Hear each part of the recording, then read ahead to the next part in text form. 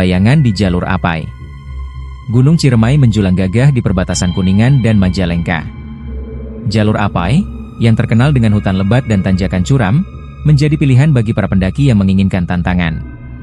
Di tengah dinginnya pagi, sekelompok pendaki tengah bersiap di base camp. Mereka adalah Dika, pemimpin kelompok yang tegas, Rani, gadis cerdas dengan ketertarikan pada mitos lokal, Arif, si periang yang tak pernah serius, dan Fajar, sosok pendiam yang lebih suka mengamati. "Hati-hati di pos 3 nanti," ujar Mang Ujang, penjaga base camp. "Kalau dengar suara aneh, jangan dijawab." Arif hanya terkekeh. "Ah, itu cuma cerita buat nakut-nakutin pendaki, Mang." Mang Ujang hanya menggeleng pelan. "Pokoknya ingat omongan saya." Perjalanan dimulai. Mereka berjalan melewati rimbunnya pepohonan dan udara sejuk yang semakin menipis seiring ketinggian bertambah. Sesampainya di pos 2, Rani melihat sesuatu di kejauhan. "Kalian lihat itu nggak?" bisiknya sambil menunjuk ke sela-sela pohon. Sebuah bayangan hitam melintas cepat. Dika menatap tajam ke arah yang ditunjuk, namun tak melihat apa-apa. "Jangan bercanda, Ran," ucap Dika tegas. "Aku serius, barusan aku lihat seseorang di sana," Rani bersikeras. Namun tak ada jejak apapun. Hari semakin sore saat mereka tiba di pos 3. Kabut tebal turun tiba-tiba, menutup pandangan mereka. Suara seperti langkah kaki berdesir di sekitar mereka, membuat Fajar menoleh ke belakang berulang kali. "Ada yang ikutin kita," gumamnya pelan. Semua saling berpandangan, perasaan tidak nyaman mulai menyelimuti mereka. Bisikan dari kabut. Kabut semakin menebal, membatasi jarak pandang hingga hanya beberapa meter ke depan. Langkah mereka melambat, dan suara ranting patah terdengar di sisi kiri jalur. "Siapa itu?" tanya Arif dengan suara bergetar. "Gak usah dipeduliin," potong Dika cepat. Namun suara itu semakin dekat, seperti seseorang yang berjalan dengan langkah berat. Tiba-tiba terdengar bisikan samar, suaranya menyerupai panggilan. "Rani! Rani, tolong aku!" Rani terhenti, wajahnya pucat. Itu suara Dini," serunya panik. Dini adalah sahabat Rani yang dikabarkan hilang setahun lalu saat mendaki jalur ini. Dika segera menarik lengan Rani. "Jangan dengarkan. Itu cuma jebakan," tegasnya. Namun Rani meronta. "Aku yakin itu suara Dini. Kita harus cari dia." Fajar tiba-tiba menyorotkan senter ke sisi jalur. Sekilas terlihat sosok perempuan berambut panjang dengan wajah pucat menatap mereka dari balik pohon. Sosok itu tersenyum samar sebelum lenyap di balik kabut. "Kita harus pergi sekarang," ucap Dika dengan nada tegang. Langkah mereka dipercepat, namun perasaan mencekam terus menghantui mereka. Mereka belum sadar bahwa sesuatu atau seseorang terus mengawasi dari balik pepohonan. Jejak yang hilang. Pagi berikutnya, kelompok mereka terbangun dalam kondisi aneh. Barang-barang mereka berserakan, dan jejak kaki misterius tampak berputar mengelilingi tenda. Arif menemukan sesuatu yang membuatnya tercekat, sepasang sepatu dengan sobekan kain berwarna merah. Ini kain Dini," gumam Rani gemetar. Wajah Dika memucat. "Mungkin cuma kebetulan," katanya mencoba menenangkan. Namun dalam hati, ia tahu ada yang tidak beres. Saat mereka melanjutkan perjalanan, jalur yang mereka lalui terasa berbeda. Pohon-pohon tampak lebih rapat, dan tanda-tanda jalur pendakian seperti hilang. Kompas Dika berputar tak menentu. "Kita tersesat," kata Fajar dengan suara parau. Rani menatap sekeliling, tubuhnya bergetar. Di antara kabut yang mulai turun, ia kembali melihat sosok perempuan berambut panjang. Kali ini sosok itu tampak lebih dekat dan tengah menatap mereka dengan mata kosong yang mengerikan. Jeritan di balik pohon. Rasa cemas semakin memuncak. Dika mencoba menenangkan kelompoknya, tetapi Rani mulai gelisah. "Kita harus cari Dini," serunya keras. "Rani, ini berbahaya," bentak Dika. "Kita nggak tahu apa yang sebenarnya terjadi." Tiba-tiba terdengar suara jeritan panjang di tengah kabut. Rani refleks berlari ke arah suara tersebut. Dika, Arif, dan Fajar berusaha mengejarnya. "Rani, jangan pergi sendiri," teriak Dika.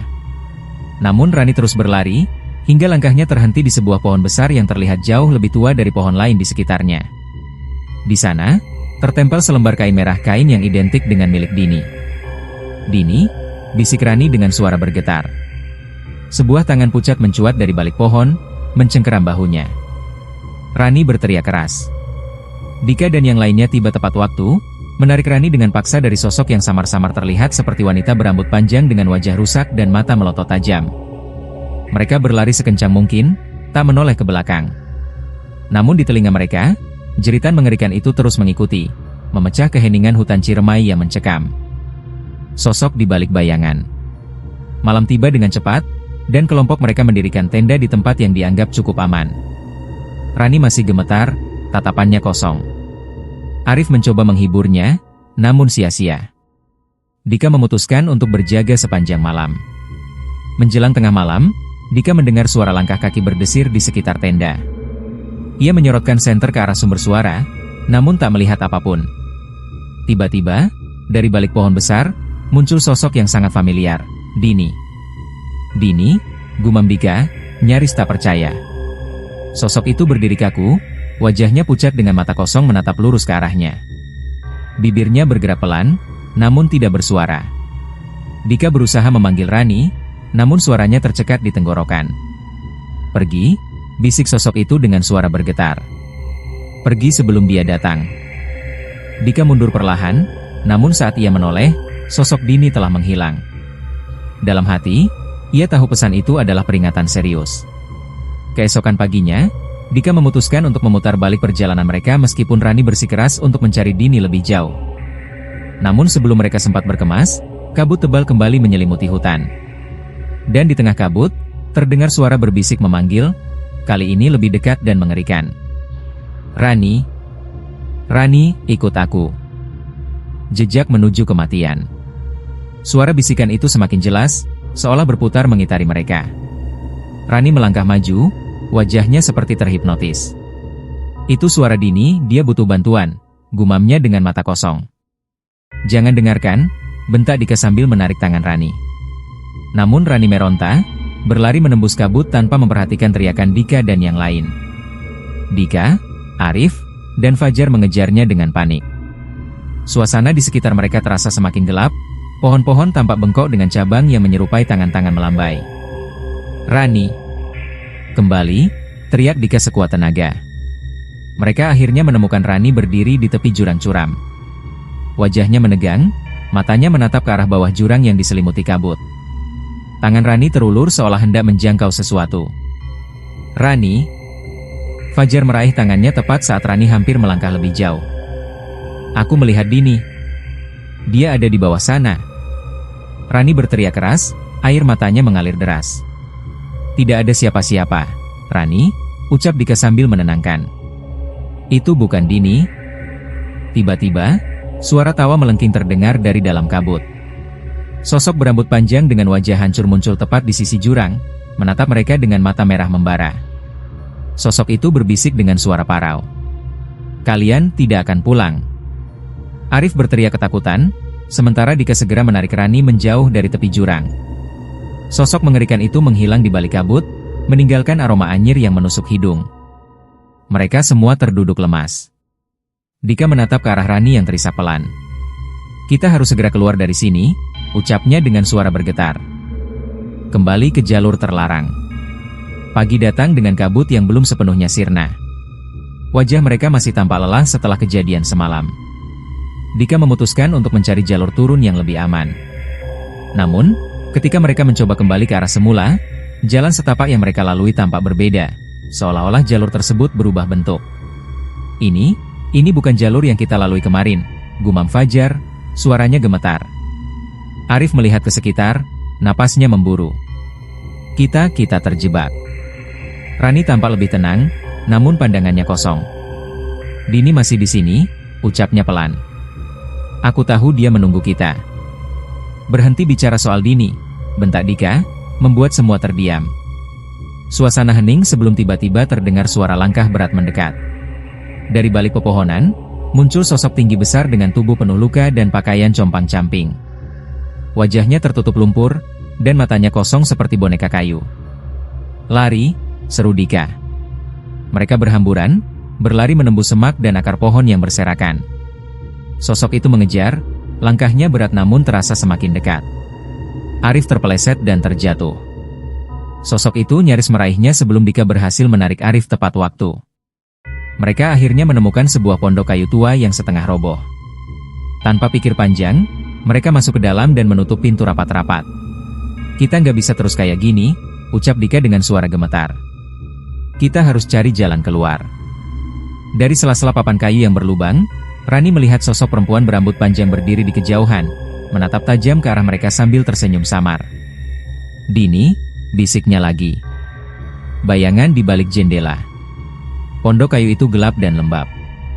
Nafas mereka masih memburu setelah melarikan diri. Dika menatap Arif yang berusaha menenangkan diri sambil memegangi kakinya yang terluka. "Kita nggak bisa diam di sini terlalu lama," ucap Dika. "Sosok itu bisa saja mengikuti kita." Rani masih memandang keluar jendela yang berlubang. Sosok perempuan berambut panjang itu kini semakin dekat, berdiri di bawah pohon besar dengan senyum menyeramkan. "Dini," bisiknya lagi. "Bukan, Rani." "Itu bukan Dini," bentak Dika, menarik Rani menjauh dari jendela. Tiba-tiba pintu pondok berderak keras, seperti ada sesuatu yang mencoba mendobraknya. Kayu-kayu tua bergetar. Suara langkah kaki berat terdengar berputar mengitari pondok. "Jangan bersuara," bisik Arif dengan wajah ketakutan. Langkah kaki berhenti tepat di depan pintu. Suasana hening mencekam. Dalam sekejap, sesuatu menghantam pintu dengan keras hingga nyaris roboh. Dika segera meraih kayu panjang yang tersandar di sudut ruangan dan menahannya di pintu. "Sabar, jangan panik," gumam Dika dengan suara bergetar. Dari balik dinding, terdengar suara perempuan berbisik pelan. "Ikut aku, ikut aku." Rani menjerit keras, tubuhnya gemetar hebat. "Diam," desis Dika, berusaha membungkam Rani agar suara mereka tidak menarik perhatian lebih jauh. Kabut mulai menyelinap masuk melalui celah-celah dinding pondok, membuat ruangan terasa semakin pengap dan dingin. Dari jendela yang pecah, samar-samar terlihat sosok berambut panjang berjalan mendekat dengan tangan yang terjulur, seperti menggapai mereka. "Aku nggak mau mati di sini," bisik Arif dengan suara parau. "Percaya sama aku," Dika berusaha menenangkan mereka. "Begitu kabut ini sedikit reda, kita keluar cepat-cepat." Namun sebelum Dika sempat menyelesaikan kalimatnya, suara ketukan pelan terdengar di jendela, dan wajah pucat dengan mata merah membara muncul di balik kaca yang retak. Jejak darah di hutan. Wajah pucat dengan mata merah itu menatap mereka tajam dari balik kaca yang retak. Rani berteriak panik, membuat sosok itu tersenyum samar. Tangan berlumuran darah mulai mengetuk kaca dengan irama lambat, seolah sedang menunggu waktu yang tepat untuk menerobos masuk. "Sekarang," seru Dika. Ia menarik Arif berdiri, sementara Fajar memapah Rani yang nyaris pingsan. Mereka membuka pintu belakang pondok dan berlari sekuat tenaga ke arah hutan. Langkah kaki berat terdengar membuntuti mereka dari belakang. Kabut tebal membuat jarak pandang semakin pendek, dahan-dahan tajam mencakar kulit mereka saat mereka menerobos semak belukar. "Aku nggak kuat," rintih Rani dengan suara lemah. "Jangan berhenti," balas Dika tegas. Tiba-tiba Arif tersandung akar pohon dan jatuh keras ke tanah. Saat Dika berbalik untuk membantu, mereka semua terpaku melihat jejak darah membentuk garis panjang di tanah, seolah sesuatu telah diseret menuju kegelapan hutan. "Itu," Arif tak sanggup melanjutkan kata-katanya, tangannya gemetar menunjuk jejak tersebut. "Terus jalan. Kita nggak boleh berpisah," ujar Dika. Mereka melanjutkan perjalanan dengan langkah yang semakin tergesa. Namun, di tengah deru napas mereka yang memburu, terdengar suara samar, suara tangisan perempuan. Di depan mereka, sosok perempuan berambut panjang berdiri membelakangi mereka, bahunya bergetar seiring isak tangisnya. "Dini," gumam Rani lagi. "Bukan. Jangan dekati dia," teriak Dika, menarik Rani ke belakang. Sosok itu perlahan berbalik, memperlihatkan wajah yang hancur berlumuran darah dengan mulut yang terkoyak lebar membentuk senyuman mengerikan. Sosok itu berlari ke arah mereka dengan kecepatan yang tidak masuk akal. "Lari!" teriak Dika sekuat tenaga. Kebenaran yang terkubur. Mereka berlari sekuat tenaga, menembus semak belukar yang semakin rapat. Nafas mereka tersengal-sengal, dan suara langkah berat masih terdengar mendekat. Sosok mengerikan itu semakin dekat, dengan suara napas kasar dan geraman yang terdengar semakin jelas. "Tunggu. Aku lihat jalan setapak," teriak Fajar sambil menunjuk ke arah sisi kanan. Tanpa pikir panjang, mereka berbelok mengikuti jalur tersebut. Langkah kaki berat yang mengejar mereka perlahan menjauh. Dika melambatkan langkahnya dan menoleh ke belakang. Sosok itu berdiri di kejauhan, menatap mereka dengan mata membara. Namun, sosok tersebut tak berani melangkah lebih jauh. Kita berhasil, gumam Arif dengan napas terputus-putus. Namun Fajar tampak terpaku menatap sesuatu di tanah. Sebuah papan kayu tua setengah terkubur dalam lumpur bertuliskan, "Makam Dini." Itu kuburan Dini? Tanya Rani dengan suara bergetar. Dika berjongkok, membersihkan lumpur yang menutupi papan tersebut. Tulisan lain muncul di bawahnya, "Jangan datang ke sini." Dini, dia nggak hilang. Dia meninggal di sini, gumam Dika lirih. Mungkin dia mencoba memperingatkan kita. Tiba-tiba, tanah di sekitar mereka bergetar pelan. Dari sela-sela tanah yang retak, tangan pucat menjulur keluar, mencengkeram kaki Arif. "Aarg!" teriak Arif panik. Dika dan Fajar menarik Arif sekuat tenaga, melepaskan cengkeraman tangan itu. Dari dalam tanah, sosok berambut panjang dengan wajah yang hancur mulai merangkak keluar, menatap mereka dengan tatapan kosong penuh dendam. "Kita harus pergi sekarang," seru Dika. Mereka berlari menuruni jalur setapak itu tanpa menoleh ke belakang. Sementara itu, di kejauhan, sosok menyeramkan itu kembali menghilang di balik kabut tebal. Pertanda dari masa lalu. Mereka terus berlari menuruni jalur setapak hingga tiba di sebuah persimpangan kecil. Nafas mereka tersengal-sengal, tubuh penuh kotoran dan goresan. Arif terduduk lemas, memegangi kakinya yang masih terasa nyeri akibat cengkeraman tangan dari dalam tanah. "Ini nggak masuk akal," gumam Arif pelan. "Kenapa Dini muncul seperti itu?" "Dini mungkin bukan hanya mencoba menakuti kita," kata Dika sambil mengatur napas. "Mungkin dia mau menunjukkan sesuatu." Mereka terdiam sejenak. Fajar memperhatikan jalur di sebelah kiri yang tampak lebih bersih dan jelas dibandingkan jalur lain. "Mungkin kita harus ke sana," ujarnya. Ragu-ragu, mereka mengikuti jalur tersebut. Langkah mereka semakin pelan saat mendapati sebuah batu nisan tua di ujung jalur itu. Pada nisan tersebut tertulis nama, Dini Aulia, 1975 hingga 1993. Itu kuburannya, bisik Rani. Ia berlutut dan menatap nisan tersebut dengan air mata menetes. Dika memeriksa sekitar nisan dan menemukan sebuah kalung perak dengan liontin berbentuk bulan sabit yang tertanam di tanah. Ini kalung Dini, gumamnya. Tiba-tiba angin berhembus kencang, dan suara tangisan lirih terdengar di sekeliling mereka. Sosok Dini muncul di balik pepohonan, kali ini tidak menyeramkan, melainkan tampak sedih dan penuh luka. Ia menunjuk ke arah belakang mereka. Dia menunjuk apa? Tanya Arif. Mereka menoleh dan melihat sebuah papan kayu lapuk yang tertancap di tanah. Jalur keluar. "Dia membantu kita," bisik Rani. "Terima kasih, Dini," ucap Dika pelan. Sosok Dini tersenyum samar sebelum perlahan menghilang di balik kabut.